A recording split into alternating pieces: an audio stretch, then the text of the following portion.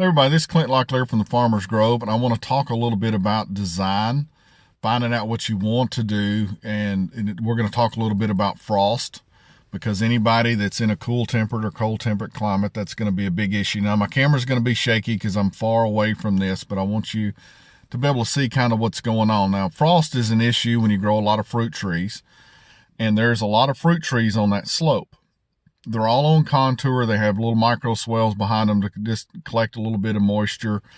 And I've got some little ditches running off the road to, feed those a little bit. They have spillways to go down to the next if they get full, but they're not full-blown swells. They're only at the most about 10 inches deep, 12 inches deep at the very deepest. And they're on contour, and you can kind of see the lines a little bit. The farther back I get, you can really see the lines of the trees. And you can see maybe a little bit better what I'm doing, but I'm going to explain how I try to deal with frost in my own system. And it may work for you, or you may come up with a better way, which would be really, really cool.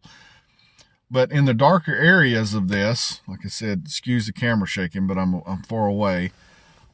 These are a big block of fruit trees, bushes, all different kinds.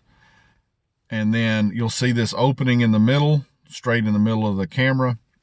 And you can kind of see some of the trees that are over here. And then we have the hedgerow. Now, frost is going to come into this system from the highest point, which is on the top of that ridge. It's going to try to flow down through this system. So I've got to decide whether to let it flow through, block it, slow it down. What do I want to do with that energy when it comes through here? Because frost is definitely can be positive or negative depending on what you want it to happen. With the fruit trees, I want it to flow through.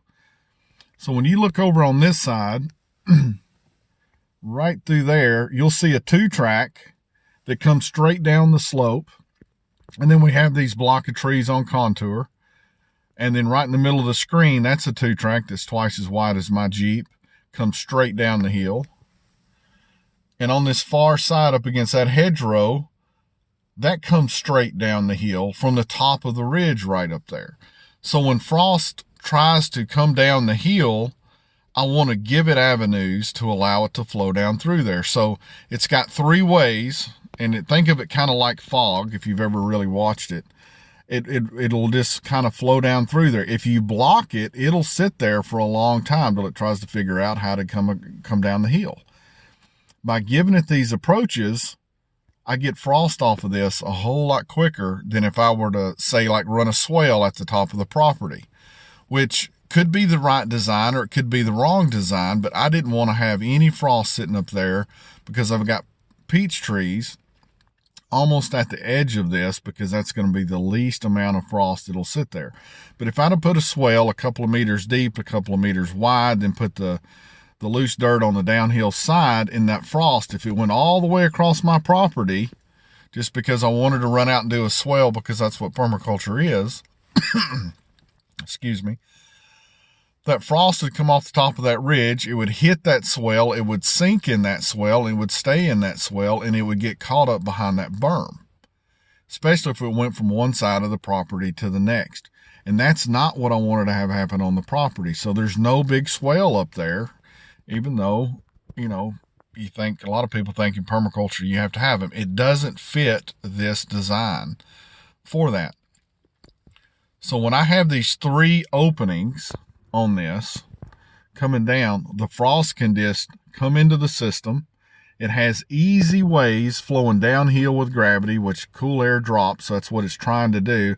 And it can flow down through there. Now, the other thing about this particular part of the system is I don't want to have it so chocked full of different type of perennials and bushes that on the contours that'll also block the frost. I want to give it different gaps even though I have these 3 chutes, and it allow that to just flow down through the system. So if you're dealing with a hill of any kind, any type of slope, and you're going to be doing fruit trees, and there's a chance, especially the way the weather's been in the last 6-7 years, we always have those late frosts. I want to move that away from my fruit trees as fast as possible. And this is the way that I've come up with how to help that and not block the frost anywhere. That energy source, I just want it to be able to flow through the system, because it's going to come whether I want it to or not. That's just the way nature is. So I'm just going to allow it to come through and leave as fast as possible. That's what I've chosen to do. And I just want to share this with everybody, because this may or may not be the best thing for you. I don't know. Every single property is going to be different. But put some thought process. We always think of water, which is great. We always think of wind protection if it's needed, which is great. But a lot of times the frost is not really thought about until the problems arise. The system's already kind of in place, and you're going to have to deal with that problem for a long time. So in a cool or cold temperate climate, that needs to be on the list of what you're designing for with a new piece of property, instead of getting excited and just coming out and doing something and then not thinking about it until you're going to have to try to fix it or change it or adjust it later. Just some thoughts for me this morning as I'm driving back up through the property that may or may not be able to help you. If it does, great. If you can come up with a better way to do this, even better.